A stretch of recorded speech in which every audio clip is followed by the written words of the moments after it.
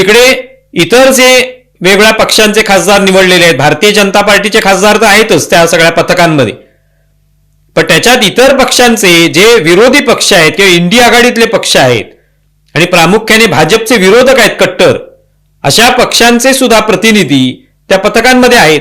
तेव्हा हे सगळे सदस्य जे आहेत ते निवडले गेलेले आहेत आणि त्यांची नावं किरण रिजिजू यांनी निवडलेली आहेत. ते संसदीय कार्यमंत्री आहेत आणि याच्यामधनं कुठेतरी या इंडिया आघाडीमध्ये दुफळी माजलेली आहे. तेव्हा कुठेतरी या सगळ्या विरोधकांना एक प्रकारे लागलेलं सुद्धा आहे आणि त्यातले अनेक विरोधक तयार सुद्धा झालेले आहेत. एका प्रकारे कोणी किती म्हटलं, किती हा चांगला उद्देश आहे हे सांगितलं तरी याच्यामध्ये राजकारण होणार हे स्पष्टच होतं.